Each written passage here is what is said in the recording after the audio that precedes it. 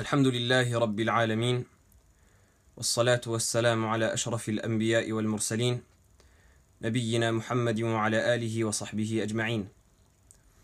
أما بعد, avant de commencer, je tiens à notifier que j'ai bloqué l'accès aux commentaires. Malheureusement, c'est une solution qui ne me plaît pas. Mais étant donné que le réseau social Periscope est un réseau qui est ouvert, et étant donné que mon but est de faire profiter un maximum de monde, bi'idhnillah, qui dit accepter tout le monde, dit accepter n'importe qui. Et vous avez pu voir à la dernière séance le déchaînement qu'il y a eu, malheureusement, de personnes qui étaient mal intentionnées et irrespectueuses. Et c'est assez fréquent, mais en général, on a le bienfait de ne pas avoir énormément de cas comme cela. Or, du fait que la dernière fois, c'était plutôt la fois dernière, hier, c'était assez particulier, j'ai décidé cette fois de bloquer les commentaires. Et Inch'Allah, à l'avenir, je trouverai une solution pour permettre uniquement à ceux qui sont de bonne volonté de commenter, Inch'Allah. Donc, on continue l'explication de ce poème très important qui est le poème de Hamad ibn Aloumin, le savant mauritanien, qu'il a écrit en tant que conseil aux enfants des musulmans. Et on a mentionné que ce poème-là a une importance toute particulière, étant donné qu'il est concis, qu'il rassemble un bon nombre de comportements et de conseils pour les musulmans de manière générale, et en particulier pour les étudiants en sciences. Et on a cité le fait que cet épître-là, ce poème-là, est un poème qui est enseigné dans la plupart, si ce n'est toutes les écoles de Chinqit, de Mauritanie. Et donc, c'est un poème qui a son importance et qui est travaillé. Donc, on s'était arrêté à la partie du poème où le cheikh il dit Al-adab al-adaba thumma al-adaba wa huwa an tabarra umman wa aba wal-amma wal-ammata wal-akha al-kabir wal-shaykha inna al-shaykha bil-birri jadir. La partie du poème où le cheikh il dit le comportement, puis le comportement. Fais attention à al-adab. Thumma al-adab. Al-adab, al-adab, thumma al-adab. Ici on a dit c'est une figure de style chez les Arabes pour montrer que quelque chose est importante. Comme lorsqu'Allah subhanahu wa ta'ala il dit Kalla sawfa ta'lamun. Thumma kalla sawfa ta'lamun. Kalla law ta'lamuna ilma al-yaqin. Certes vous saurez bientôt, puis certes vous saurez bientôt. Et on a dit que fait partie de la sunna du prophète alayhi salatu wassalam, lorsqu'il mentionnait quelque chose d'important, de la répéter 3 fois. Il dit al-adab al-adaba thumma al-adaba wa huwa an tabarra umman wa aba. Et la partie la plus importante de ce comportement-là, c'est de bien te comporter envers tes parents, envers ton père et ta mère. Et on a mentionné tout ce qui se rattache au comportement envers les parents dans le Coran et dans la sunna. Et étant donné que le but de ces assises, c'est de faire le plus court possible pour profiter un maximum en un court laps de temps, on ne va pas s'étaler sur chacun des sujets, mais vous savez très bien, comme tout le monde, que c'est le sujet du respect envers les parents, c'est un sujet qui est extrêmement important, dans lequel on pourrait faire des conférences et des conférences, et on a cité vraiment quelques petits points se rattachant à cela, mais il y a encore énormément de choses à dire. On a cité quelques versets du Coran. On a dit que dans le Coran, Allah subhanahu wa ta'ala il combine entre son droit à lui, tabaraka wa ta'ala, qui est l'unicité, le fait de l'adorer seul et unique, et entre le droit des parents. Donc il dit wa qadha rabbuka alla ta'budu illa iyyah. Ton Seigneur a ordonné de n'adorer que lui, wa bil walidayni ihsana, et fait preuve de bon comportement envers les parents. Et également dans d'autres versets, dans énormément d'autres versets, comme le verset où Allah subhanahu wa ta'ala il dit وَإِذْ أَخَذْنَا مِيثَاقَ بَنِي إِسْرَائِيلَ لَا تَعْبُدُونَ إِلَّا اللَّهَ وَبِالْوَالِدَيْنِ إِحْسَانًا وَذِي الْقُرْبَى وَالْيَتَامَى وَالْمَسَاكِينَ. Et lorsque nous avons pris le pacte des enfants d'Israël, n'adorez qu'Allah et faites preuve de bon comportement vers les parents. Donc tout cela, c'est il y a de très nombreux versets encore qui rapporte l'importance du bon comportement envers les parents. Et le prophète sallallahu alayhi wa sallam, comme on l'a dit, lorsqu'il a été questionné sur quelles sont les meilleures œuvres, il a dit prier à son heure, et juste après il a dit le comportement envers les parents. Et le prophète alayhi salatu wassalam également dans le hadith qu'on a mentionné la dernière fois, il a dit Raghima anfuhu, thumma raghima anfuhu, thumma raghima anfuhu. Qu'il soit humilié, qu'il soit humilié, qu'il soit humilié. Les compagnons, quand ils ont entendu cela, ils ont pris peur, ils ont dit qui est cette personne, ya Rasulallah, qui va être humilié? Il a certes perdu et fait partie des perdants et des détruits celui-là. Le prophète sallallahu alayhi wa sallam dit Man adraka walidayhi inda al-kibar, ahadahuma aw kilayhima, thumma lam yadkhulil jannah. Celui qui atteint ses parents, ou celui duquel ses parents atteignent un âge avancé auprès de lui, l'un d'entre eux ou les deux, et qui ne rentre pas au paradis par le biais de cela. Et dans un hadith également, le prophète sallallahu alayhi wa sallam dit Rida al-Rabb fi rida al-walid, wa sakhatu al-Rabbi fi sakhati al-walid. L'agrément d'Allah est dans l'agrément du Père, et la colère d'Allah est dans la colère du Père, etc. etc. Énormément d'histoires et de hadiths et de versets du Coran qui sont rapportés à ce sujet-là, dont vous pourrez trouver une bonne partie dans des livres comme le livre Riyad al-Salihin de l'imam al-Nawawi. Ensuite, il dit Wal-amma wal-ammata wal-akha al-kabir. Donc ici, il montre l'importance, comme on a dit, du reste de la famille, en commençant par citer l'oncle paternel et la tante paternelle. Parce que le reste de la famille a son importance, et la famille est selon des degrés. Donc l'importance de la famille est graduellement. Évidemment que le cousin éloigné n'aura pas l'importance de la tante maternelle, qui n'aura pas l'importance du grand frère, etc. etc. Donc, Al-Am, c'est l'oncle paternel en arabe. Al-Amma, c'est la tante paternelle. Al-Akh al-Kabir, c'est le grand frère. Et dans un hadith, le prophète, alayhi salatu wassalam, un hadith que Abu Daoud rapporte dans ses sunan, le prophète, alayhi salatu wassalam, une personne est venue le questionner, lui a dit Ya Rasulallah, qui mérite mon bon comportement? Qui mérite que je sois bon envers lui? Et le prophète, alayhi salatu wassalam, a répondu Ummak, ta mère, wa abak, ton père, wa ukhtak, ta sœur, wa akhak, ton frère, wa mawlaka alladhi yali, dhaka haqqun wajib. Et ensuite, le prophète, alayhi salatu wassalam, a dit les personnes qui sont à ta charge et le reste de la famille, tout cela c'est un droit obligatoire, wa rahimun mawsoulah, ensuite lier ces liens de parenté. Donc tous ceux qui sont proches de la famille également ont un droit important. Et malheureusement, énormément de personnes pensent que le comportement s'arrête aux parents. On trouve dans beaucoup de familles, c'est une chose qu'on déplore, dans beaucoup de familles, les gens respectent leurs parents, walillahi alhamd, leurs grands-parents, et après tout le reste, on dirait qu'il les efface de la famille. Il a un comportement exécrable avec ses tantes, avec ses oncles, avec ses cousins, etc. Et il pense que ce n'est pas grave tant que ses parents ont son respect. Alors que non. Les tantes, qu'elles soient paternelles ou maternelles, les oncles, qu'ils soient paternels ou maternels, ont un respect et méritent un respect, comme on a dit dans la séance précédente, quasi équivalent à celui des parents. Bien sûr, on ne compare pas les oncles et les tantes aux parents, c'est quelque chose d'incomparable, mais quand on dit quasi équivalent, c'est que ils sont en dessous d'eux dans le degré.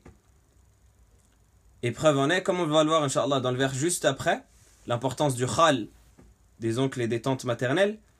Le prophète, alayhi salatu wassalam, a dit dans le hadith qui est authentique, Al-khalatu la tante maternelle est une mère. Donc ça montre que ces gens-là, de la famille, ont leur importance. Et ce n'est pas des gens qu'on peut rayer de la carte de la famille du jour au lendemain.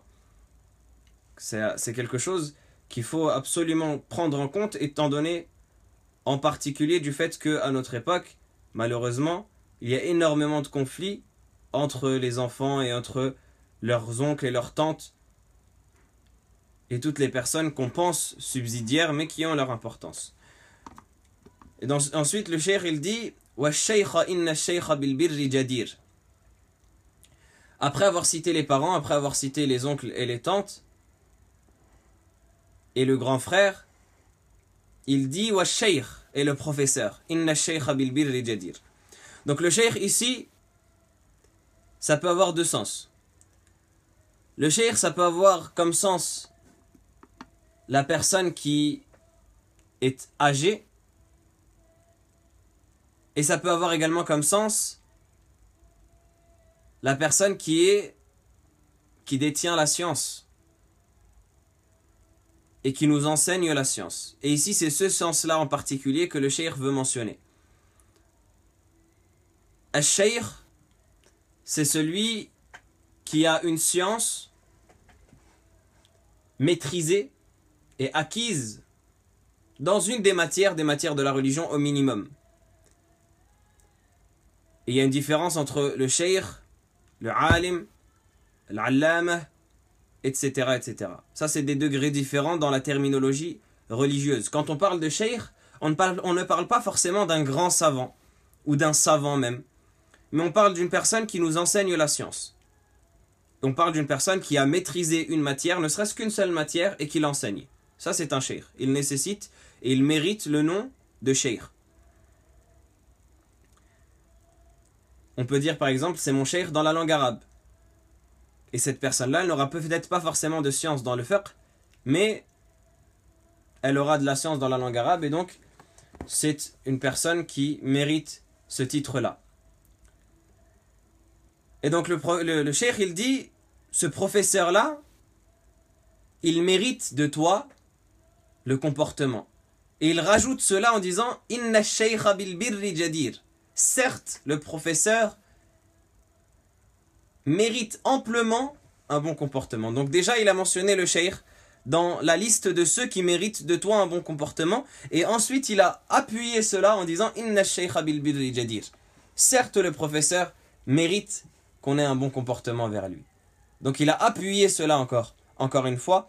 Pourquoi? Parce que le professeur, c'est celui qui va éduquer ton âme. C'est celui qui va éduquer ton cœur, qui va te donner la nourriture de ton cœur, la nourriture de ton âme, qui va te permettre d'évoluer spirituellement. C'est cela, le professeur. Et donc, évidemment qu'il nécessite le plus grand des respects. Encore pire, on dit que la science, elle ne peut pas s'acquérir sans respect.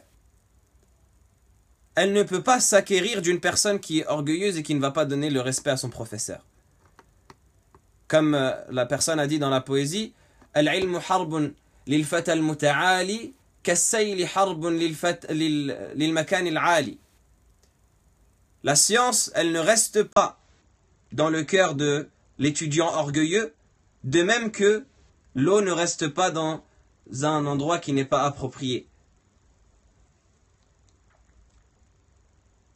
Donc la science, elle ne peut pas rester dans le cœur d'une personne qui est orgueilleuse et qui ne donne pas le respect à son professeur. Et ça encore, ça fait partie des maux qui sont propagés aujourd'hui, des maladies qui sont propagées dans le cœur des gens. Les gens profitent de professeurs et ils ne leur donnent pas leurs droits. Ils ne les respectent pas. Ils pensent que les gens qui sont disposés à les faire profiter, ce sont presque des esclaves. Alors que normalement, c'est l'inverse. Les salafs, ils disaient, comme beaucoup de salafs ont dit, comme l'imam Malik, il disait, Man 'allamaka harfan faqad malaka raqabatak. L'imam Malik, il disait, celui qui t'enseigne, ne serait-ce qu'une parole, c'est comme s'il te possédait. C'est comme si tu étais son esclave. Pourquoi? Parce que la relation que tu vas avoir avec lui, ce sera comme si c'était lui qui t'éduquait, ce sera comme si c'était lui qui te nourrissait.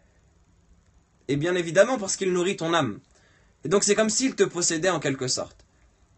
Et beaucoup de salaf ont dit Man haddathani bi hadithin kuntu lahu abdan. Celui qui m'enseigne un hadith, je suis son esclave. Parce que cette situation-là, dans laquelle je vais recevoir de lui des enseignements, c'est comme si, comme on l'a dit, il me possédait et que le respect que je lui dois, c'est comme le respect d'un esclave envers son maître. Et on en a déjà parlé pour ceux qui ont suivi l'explication de la partie de Surat Al-Kahf, l'histoire de Moussa. On a dit que dans l'histoire de Moussa alayhi salam, lorsqu'il va voir Al-Khidr, il amène avec lui une personne qui est décrite par Allah subhanahu wa ta'ala en disant Fatah. Fatah, ça peut vouloir dire jeune, comme ça peut vouloir dire son esclave, son serviteur, son servant, son valet. Et les ulama ont dit cette personne-là, c'est Yusha ibn Nun, qui était lui-même un prophète. Et ils ont dit Yusha ibn Nun, ce n'était pas l'esclave de Moussa alayhi salam, mais Allah subhanahu wa ta'ala l'a appelé Fatah, son esclave, son serviteur. Pourquoi? parce qu'il apprenait avec lui la science. Et donc il a cette relation-là de respect équivalente au respect que le serviteur voue à son maître. C'est pour cela que les ulama, ils incitaient énormément à respecter les professeurs. Et ils montraient que le professeur, s'il n'est pas respecté, la personne ne peut pas étudier avec lui, ne peut pas profiter de sa science.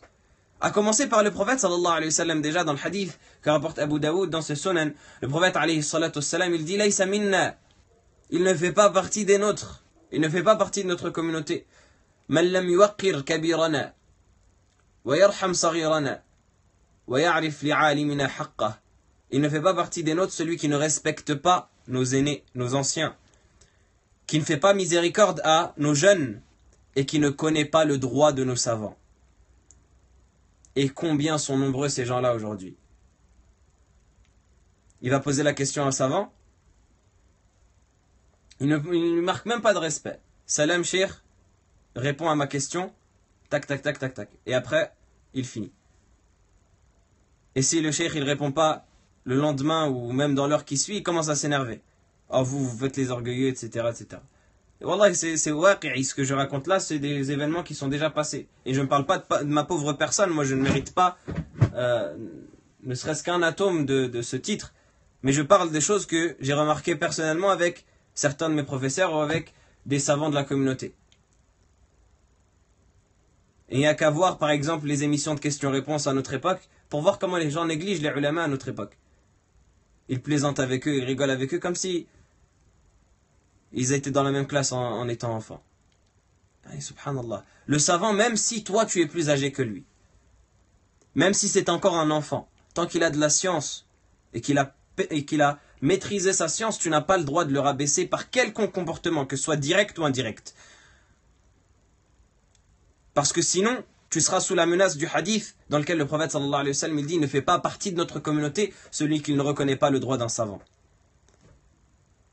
Et beaucoup de personnes se font tromper aussi par cela. Parce qu'il y a des gens, Allah subhanahu wa ta'ala leur donne des facilités dans la science alors qu'ils sont jeunes. Et ça on l'a vu, on le voit dans toutes les biographies. Combien de biographies de savants on trouve que les savants ont commencé à enseigner à l'âge de 15 ans, à l'âge de 19 ans, à l'âge de 20 ans. Et les gens aujourd'hui sont trompés par cela. Ils trouvent une personne, Allah subhanahu wa ta'ala lui a facilité d'enseigner une science qu'il a maîtrisée, avec l'aval de ses professeurs bien entendu. Mais cette personne-là elle est jeune. Et donc il commence à le dénigrer. Il l'appelle petit, mon petit frère, ceci, cela. Alors que non. Normalement c'est limite si tu ne dois pas le vouvoyer.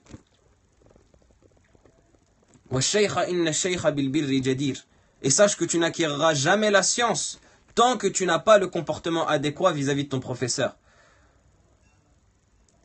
Comme disait Al-Shafi'i rahimahullah ta'ala dans des vers de poésie, il disait وَمَنْ لَمْ يَذُقْ مَرَّ التَّعَلُّمِ سَاعَةً تَجَرَّعَ دَاءَ الْجَهْلِ طُولَ حَيَاتِهِ.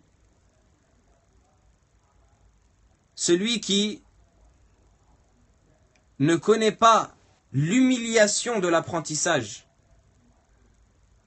goûtera à l'amertume de l'ignorance toute sa vie. اصبر على مر الجفا من معلم فإن رسوب العلم في نفراته. Patiente vis-à-vis du comportement dur de tes professeurs, parce que c'est dans la dureté de son comportement que tu trouveras la science. C'est Shafi'i qui dit cela. Et si tu ne patientes pas quant à l'humiliation de la science, tu goûteras à l'amertume de l'ignorance toute ta vie. Et aujourd'hui, les gens, on dirait qu'ils font passer un test à leur professeur. C'est limite si c'est pas le professeur qui doit envoyer une lettre de motivation et un CV à l'étudiant pour qu'il accepte, et peut-être, c'est sous acceptation encore, pour qu'il accepte peut-être d'étudier avec lui. Ajib. Les gens avant faisaient des kilomètres et des kilomètres pour étudier chez quelqu'un ne serait-ce qu'un hadith. Et à notre époque, on trouve que la situation s'est inversée. Et ça fait partie des signes de l'heure. Comme le prophète alayhi salatu wassalam, il dit que la femme enfante son maître.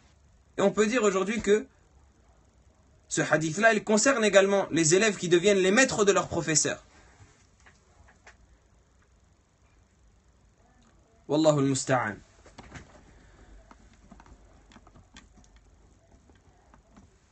Et Abu Amr al-Dani, rahimahullah ta'ala, il a des jolis vers de poésie dans lequel il rappelle le comportement qu'il est impératif d'avoir vis-à-vis de son professeur. Il dit فالتزم الإجلال والتوقير لمن يريك العلم مستنيرا وكله مبجلا معظما مرفعا لقدره مكرما واخفض له الصوت ولا تضجره وما جنى عليك فاغتفره فحقه من أعظم الحقوق وهجره من أعظم العقوق.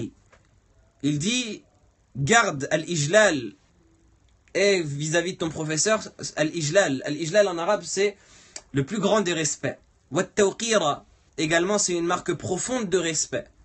Liman yurika al-ilma mustanira, pour celui qui te montre la science et qui t'éclaire vis-à-vis de la science.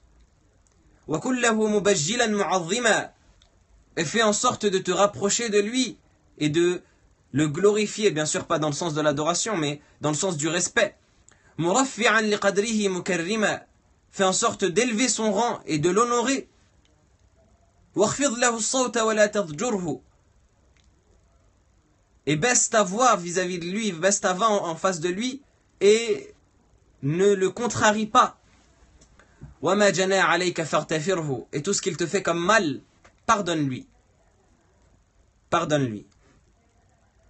Hein, contrairement à ces ignorants qui pensent étudier la science, mais qui dès que leur professeur a un défaut ou un problème ou un manque de comportement vis-à-vis d'eux, ils disent celui-là c'est un hypocrite et ils s'écartent de lui. Subhanallah. Est-ce que ton professeur c'est un ange qu'Allah a descendu du ciel pour t'enseigner? Est-ce que ton professeur c'est un prophète qui a été envoyé par Allah subhanahu wa ta'ala? Et même les prophètes, alayhimus salatu wassalam, ils ont eu par moments quelques légers écarts. Et bien sûr, les prophètes sont ma'soumoun, sont protégés par Allah subhanahu wa ta'ala de tomber dans les mauvaises choses, mais en tant que tout être humain, Allah subhanahu wa ta'ala les a fait vivre cela, leur a fait vivre cela pour montrer que c'est des êtres humains, ils ont eu quelques légers écarts. Donc pourquoi est-ce que tu ne pardonnerais pas à ton professeur un mauvais comportement, une mauvaise parole qu'il a eu envers toi, il n'a pas répondu à ta question, il t'a ignoré à un moment, il a oublié de te répondre, il a été dur envers toi? Pardonne-lui cela, comme Abu Amr al-Dani il dit وَمَا جَنَى عَلَيْكَ فَارْتَفِرْهُ فَحَقُّهُ مِنْ أَعْظَمِ الْحُقُوقِ, car son droit il fait partie des plus grands droits. وَهَجْرُهُ مِنْ أَعْظَمِ الْعُقُوقِ, et t'écarter de lui, ça fait partie des plus grandes désobéissances. Ô toi qui t'écartes de ton professeur au bout d'une assise parce que il a eu un comportement qui ne t'a pas plu. وَهَجْرُهُ مِنْ أَعْظَمِ الْعُقُوقِ, le fait de t'écarter de lui fait partie des plus grandes désobéissances, comme disait Abu Amr al-Dani, qui est un énorme savant.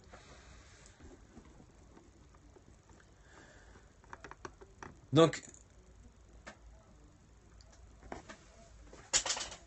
c'est pour cela que je m'excuse de passer beaucoup de temps à ce niveau-là, mais étant donné on traite du comportement de l'étudiant en sciences, il faut absolument appuyer sur ce point-là, le respect vis-à-vis de son professeur, parce que comme on a mentionné, les ulama ils disent celui qui n'a pas de respect envers son professeur n'acquérera jamais la science. Cheikh Zarruq, rahimahullah ta'ala, qui fait partie des imams des Malikites, il a rapporté que celui qui méprise son professeur, celui qui se comporte mal envers son professeur, eh bien, il aura 3 épreuves, 3 calamités par Allah subhanahu wa ta'ala, par lesquelles Allah subhanahu wa ta'ala le châtiera. La première des calamités, c'est qu'il oubliera ce qu'il a appris de son professeur. La deuxième calamité, c'est qu'il ne puisse pas prononcer l'attestation de foi, wal-'iyadhu billah, le moment où il sera terrifié par la mort. Et la troisième des calamités, c'est qu'il sorte de de ce bas monde, wal'iyadhu billah, sans foi.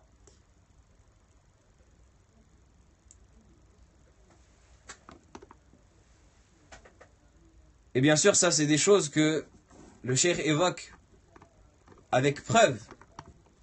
Et parce que la personne qui ne respecte pas la science, eh bien Allah subhanahu wa ta'ala ne lui donne pas la science.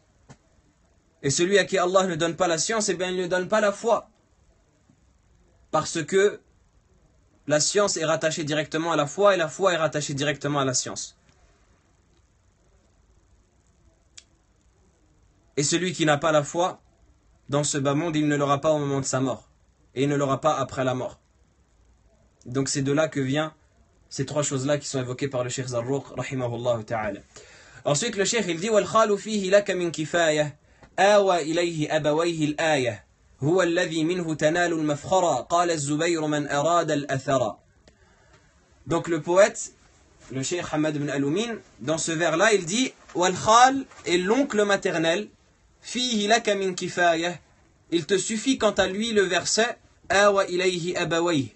Le verset de Sourate Yusuf où Allah subhanahu wa ta'ala il dit فَلَمَّا دَخَلُوا عَلَى يُوسُفَ آوَى إِلَيْهِ أَبَوَيْهِ وَقَالَ ادْخُلُوا مِصْرَ إِنْ شَاءَ اللَّهُ آمِنِينَ. Le verset à la fin de l'histoire de Sourate Yusuf, à la fin de l'histoire de Yusuf alayhi salam dans Sourate Yusuf, où Yusuf alayhi salam, lorsque sa famille elle rentre vers lui, lorsqu'il dévoile à ses frères que c'est lui qui est devenu un des ministres du roi Misr, et qu'il appelle ça, il envoie ses frères chercher le reste de sa famille et venir, et bien Allah subhanahu wa ta'ala il dit فَلَمَّا دَخَلُوا عَلَى يُوسُفَ آوَى إِلَيْهِ أَبَوَيْهِ.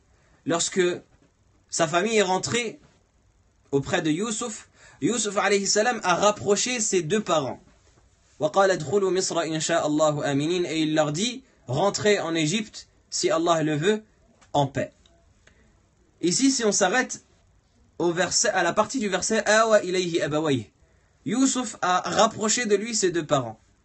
Sauf que lorsqu'on lit l'histoire de Yusuf alayhi salam, on trouve que, selon ce que les mufassiroun évoquent, les savants du tafsir, de l'exégèse, ils évoquent que la mère de Yusuf alayhi salam est morte lorsqu'il était enfant.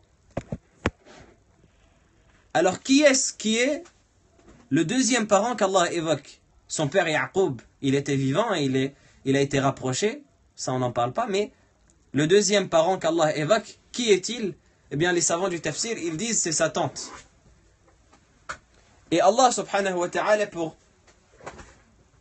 parler de sa tante, il a dit Abawayh, ses deux parents. Et donc c'est comme si sa tante avait pris dans le verset la place de sa mère. Et c'est pour cela que le cheikh il dit وَالْخَالُ فِيهِ لَكَ مِنْ كِفَايَةٍ, l'oncle maternel. Et ici il veut parler de l'oncle maternel et de la tante maternelle. Al-Khal wal-Khala. Donc l'oncle maternel ici c'est d'un point de vue général, ça inclut l'oncle et la tante. Comme lorsqu'on dit l'homme avec un grand H, ça inclut l'homme et la femme. Donc il dit, il te suffit pour montrer l'importance du degré de l'oncle et de la tante maternelle, cette partie du verset là, qui indique, ça vient du livre d'Allah, que l'oncle maternel et la tante maternelle ont la place du père. Et ça, on l'a déjà mentionné dans le hadith, de la place du père et de la mère, pardon. Et ça, on l'a déjà mentionné dans le hadith qu'on a cité précédemment. Al-Khalatu Et dans une version, Al-Khalatu bimanzilatil La tante est une mère où la tante a le même degré, ou a un degré équivalent à celui de la mère, qui est rapporté par Abu Daoud al-Tirmidhi, selon al-Barra ibn Azib.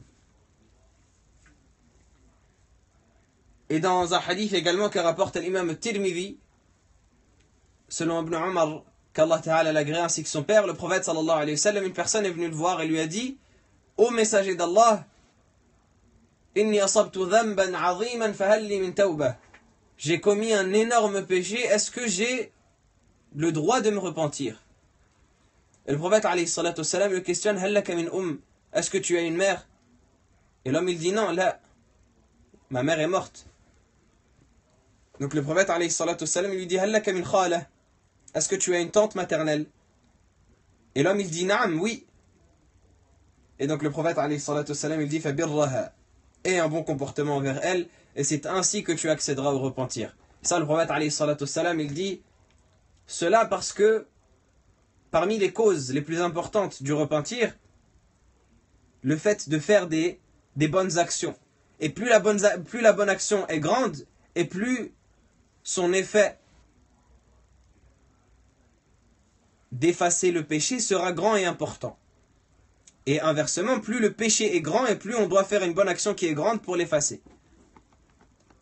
Et donc c'est pour cela que le prophète alayhi salatu wassalam d'abord lui a demandé « Est-ce que tu as une mère ?» Parce que parmi les plus grandes actions, le fait de bien s'occuper de sa mère.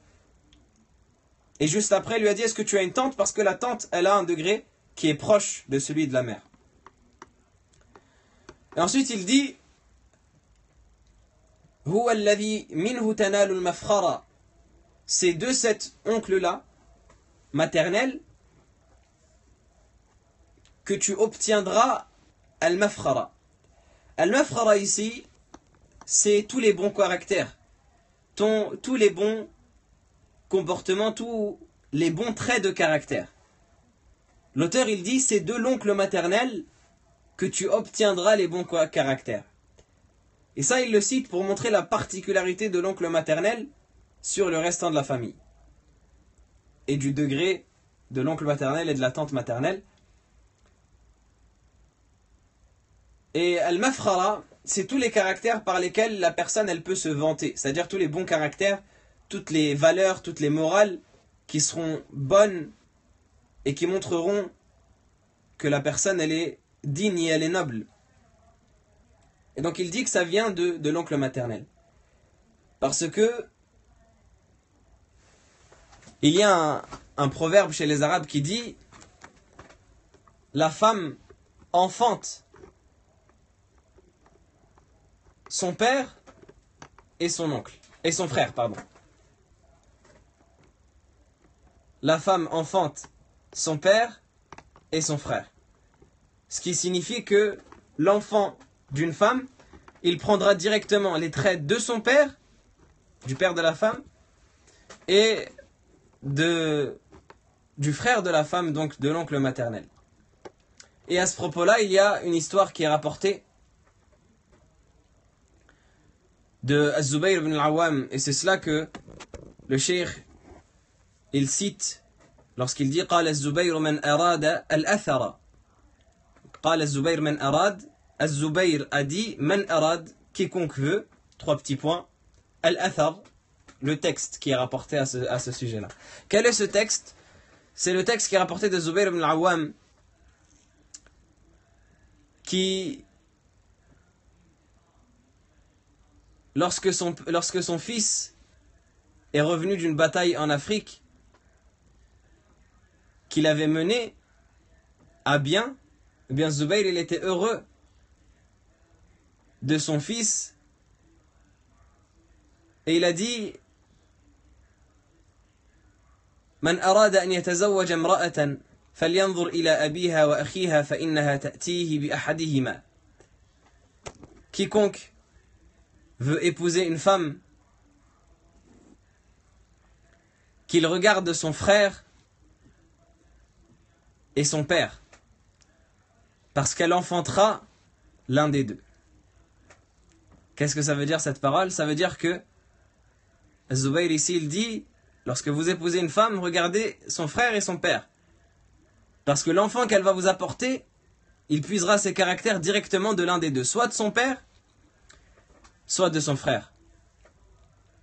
Pourquoi? Parce que le fils de Zubayr ibn al-Awwam,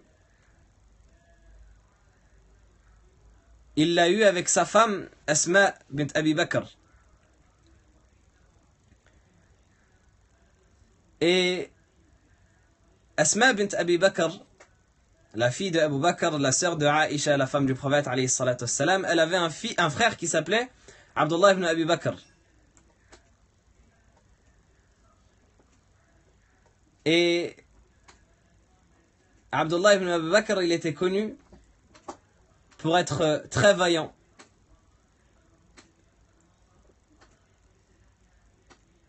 Et également, Abu Bakr as-Siddiq, radiyallahu ta'ala anhu, qui était le deuxième calife de l'islam, il était lui-même très vaillant et son courage n'est pas approuvé.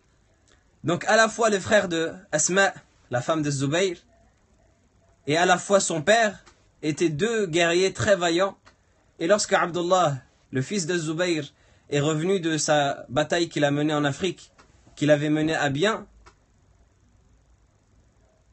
et qu'il a rapporté sa bataille, etc., eh bien le Zubayr, lorsqu'il a entendu, il a été heureux d'entendre ce que son fils disait et de voir à quel point son fils était vaillant et courageux. Et ça lui a fait penser à cette parole, et donc il a dit, celui qui veut épouser une femme, qu'il voit son frère et son père, car elle lui apportera l'un d'entre eux. Donc il dit, وَالْخَالُ فِيهِ لَكَ مِنْ كِفَايَةٍ آوَى إِلَيْهِ أَبَوَيْهِ الْآيَةِ هُوَ الَّذِي مِنْهُ تَنَالُ الْمَفْخَرَ قال الزبير من أراد الأثر. Et yani ce proverbe-là, du fait que l'enfant tire ses traits de caractère du père de sa mère, c'est-à-dire de son grand-père maternel, pardon, ou de son oncle maternel, ça c'est quelque chose que les shu'ara, les poètes arabes évoquent énormément dans leur poésie. Et Inch'Allah Ta'ala, pour ceux qui le souhaitent, je partagerai bi'ibnillahi ta'ala des poésies à ce sujet, mais pour pas trop allonger l'assise, bi'ibnillah, on va passer à la suite. Donc ensuite, le poète il dit وَكُلُّ مَنْ سَمَى عَلَيْكَ تُكْرِمُهُ وَكُلُّ مَنْ صَغُرَ عَنْكَ تَرْحَمُهُ أَمَا رَوَيْتَ قِدْمًا أَوْ حَدِيثًا وَلَا تَزَالُ أُمَّتِ الْحَدِيثًا. Il dit, et toute personne qui est au-dessus de toi, qui est plus âgée que toi, tu te dois de l'honorer. وَكُلُّ مَنْ سَمَى عَلَيْكَ تُكْرِمُهُ. Sama, en arabe, c'est un verbe qui vient, sama yasmu, qui signifie être élevé. Et donc ici, ça signifie celui qui est plus grand que toi et plus âgé que toi. كُلُّ مَنْ سَمَى عَلَيْكَ تُكْرِمُهُ. Toute personne qui est plus âgée que toi, tu te dois de l'honorer. وَكُلُّ مَنْ صَغُرَ عَنْكَ تَرْحَمُهُ. Et toute personne qui est en dessous de toi, qui est moins âgée que toi, tu te dois de lui faire miséricorde. صَغُرَ عَنْكَ, qui est plus petit que toi, تَرْحَمُهُ, tu te dois de lui faire miséricorde. أَمَا رَوَيْتَ قِدْمًا أَوْ حَدِيثًا وَلَا تَزَالُ أُمَّتِ الْحَدِيثًا. N'as-tu pas rapporté, que ce soit de nos jours ou par le passé, le hadith qui stipule وَلَا تَزَالُ أُمَّتِي, 3 petits points. Ce hadith-là, on l'a déjà mentionné. C'est le hadith où le prophète alayhi salatu wassalam, il dit, on l'a déjà mentionné sous une autre version, pardon. C'est le hadith où le prophète alayhi salatu wassalam, il dit, لا تزال أمتي بخير ما دام صغيرها يوقر وما دام صغيرها يوقر كبيرها وكبيرها يرحم صغيرها. Le hadith où le prophète alayhi salatu wassalam dit, la communauté restera en bien, dans une bonne situation, tant que les plus jeunes respecteront leurs anciens et les anciens feront miséricorde aux plus jeunes. Et une autre version du hadith qu'on a mentionné précédemment, c'est le hadith où le prophète alayhi salatu wassalam, il dit, ne fait pas partie des nôtres celui qui ne fait pas miséricorde à nos anciens, qui ne respecte pas nos anciens, qui ne fait pas miséricorde à nos plus jeunes et qui ne connaît pas la valeur de nos savants. Donc ici le cheikh il pose la question, n'as-tu pas rapporté ce hadith, n'as-tu pas entendu ce hadith-là qui mentionne qu'il est impératif de respecter les anciens et les aînés et de faire miséricorde aux plus jeunes?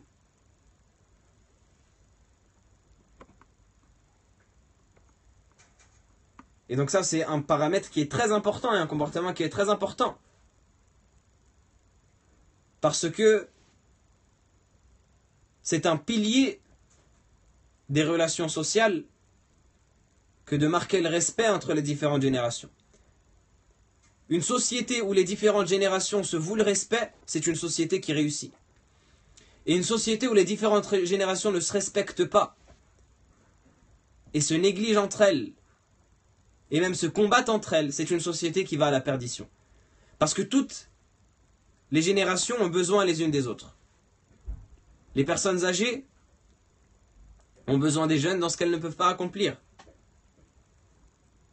Une personne qui est âgée, elle n'a plus la force d'accomplir certaines choses et elle est obligée de les laisser aux jeunes. Et les personnes jeunes ont besoin des personnes âgées dans les sagesses qu'ils peuvent leur donner. Et c'est pour cela qu'on disait au début que les jeunes, c'est une obligation pour eux d'accepter les conseils de leurs anciens. بني إن البر شيء هين دونك منه ذا الذي أبين نصيحة من والد حفي بك هديت الرشد من بني. Comme on a cité dans les vers de poésie, les jeunes ont l'obligation d'accepter les conseils des anciens. وأطع أباك بكل ما أوصى به إن المطيع أباه لا يتضعضع. Obéis à ton père dans tout ce qu'il te recommande, car celui qui obéit à son père ne faillira jamais.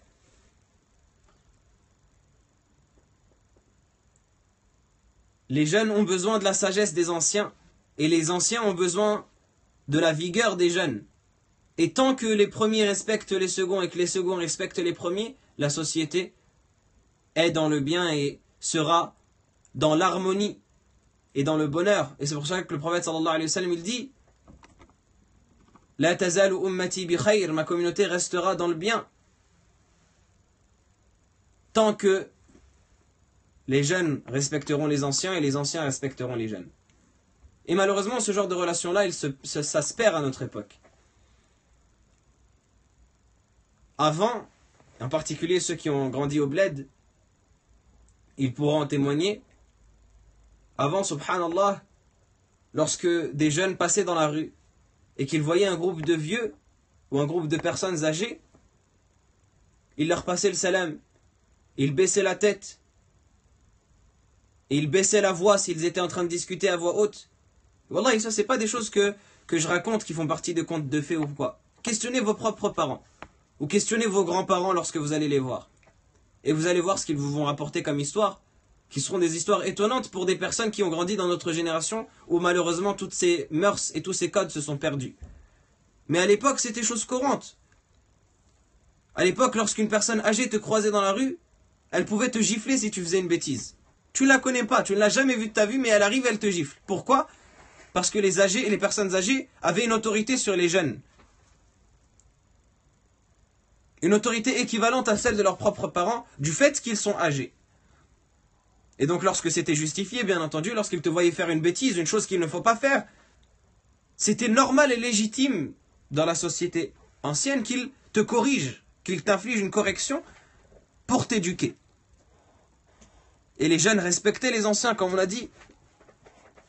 Ils baissaient la voix, ils avaient honte de faire des choses mauvaises et répréhensibles devant les anciens. Parce qu'ils avaient ce respect-là. Tandis qu'à notre époque, wallahi, je préfère me taire. À notre époque, on entend des personnes qui vont jusqu'à frapper des personnes âgées.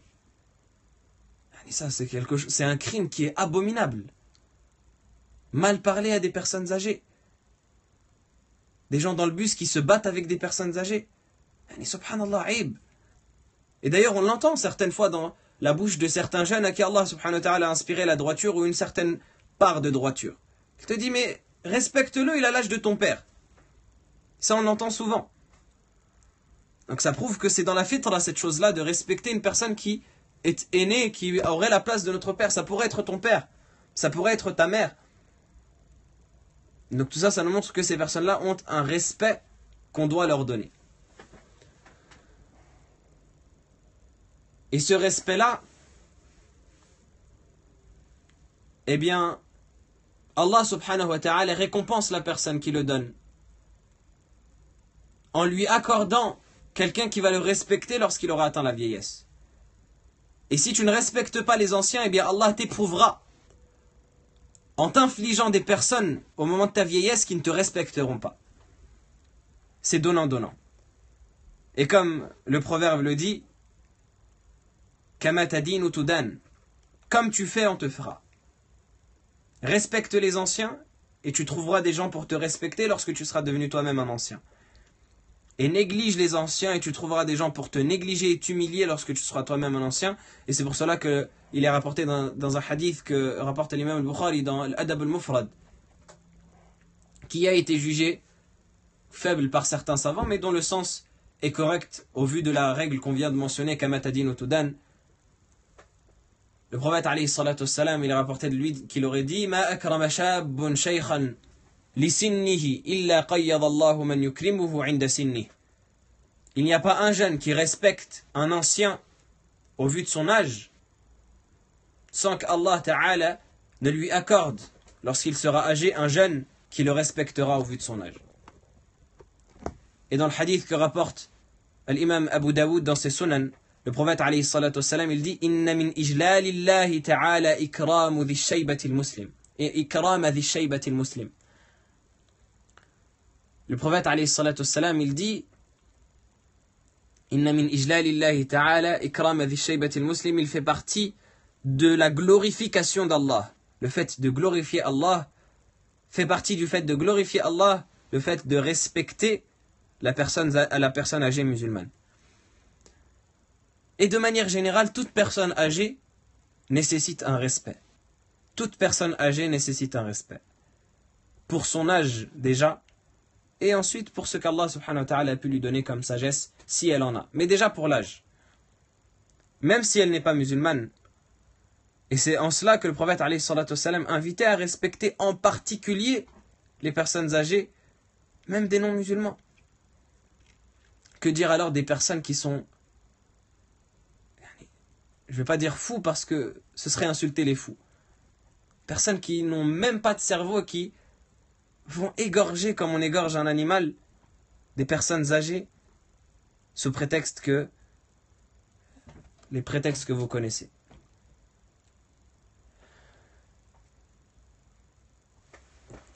Et c'est pour cela que certains poètes ont dit dans des vers de poésie وَمَنْ سَمَا عَنْكَ سِنًّا فَلْتَكُنْ وَلَدًا لَهُ وَإِنْ كَانَ فَضًّا فَاحْتَرِمْ كِبَرَهُ وَكُلِّ كُلِّ صَغِيرٍ وَالِدًا حَدِبًا وَإِنْ أَتَى بِعُقُوقٍ فَارْحَمًا صِغَرَهُ. Ça, c'est des très beaux vers de poésie que je vous conseille d'apprendre et que je vous invite à apprendre, dans lequel le poète, il dit وَمَنْ سَمَا عَنْكَ سِنًّا فَلْتَكُنْ وَلَدًا لَهُ. Celui qui est plus âgé que toi, soit pour lui un enfant. Et s'il est sévère envers toi, bien respecte le fait qu'il est âgé. Celui qui est plus âgé que toi, soit pour lui un enfant, soit comme si tu étais son propre fils. Et s'il est un peu sévère envers toi, dur envers toi, qu'il a un mauvais comportement vis-à-vis de toi, eh bien, respecte son âge avancé.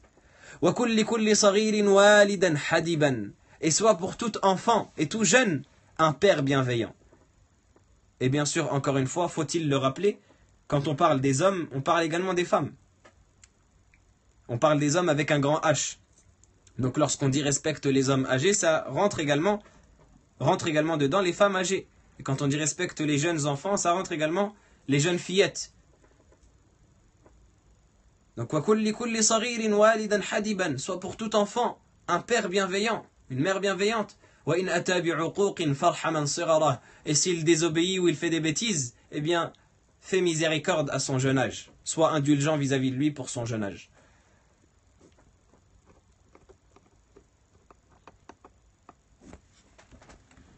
Et ça vaut pour les personnes qui sont âgées, qui sont jeunes, mais également pour les personnes qui sont très âgées, qui sont très jeunes, mais également pour les personnes qui seraient un peu au-dessus de nous, ou un peu en dessous de nous. Un peu au-dessus de nous, ou un peu en dessous de nous, et ça vaut pour toutes les personnes méritent notre respect, mais en particulier les jeunes et les vieux. Et un autre poète, il dit, dans des vers de poésie, Irham bunayya jami' al-khalqi kullihim وانظر إليهم بعين اللطف والشفقة وقر كبيرهم وارحم صغيرهم وراعي في كل خلق حق من خلقه. Sois miséricordieux, ô mon fils, envers toutes les créatures. وانظر إليهم بعين اللطف والشفقة. Et regarde ces gens-là avec le regard de la douceur et de l'indulgence. وقر كبيرهم. Respecte leurs âgés. وارحم صغيرهم. Et fais miséricorde envers leurs enfants, et respecte vis-à-vis de toutes les créatures le droit de celui qui les a créées, Parce que le prophète sallallahu alayhi wa sallam dit dans le hadith: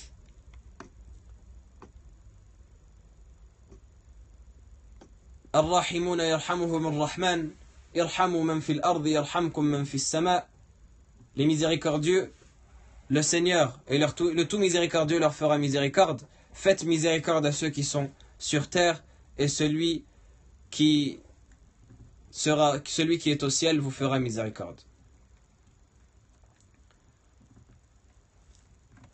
هذا والله أعلم وصلى اللهم وسلم وبارك على سيدنا وحبيبنا محمد وعلى آله وصحبه أجمعين. سبحانك اللهم وبحمدك أشهد أن لا إله إلا أنت أستغفرك وأتوب إليك. سبحان ربك رب العزة عما يصفون وسلام على المرسلين والحمد لله رب العالمين. وبارك الله فيكم.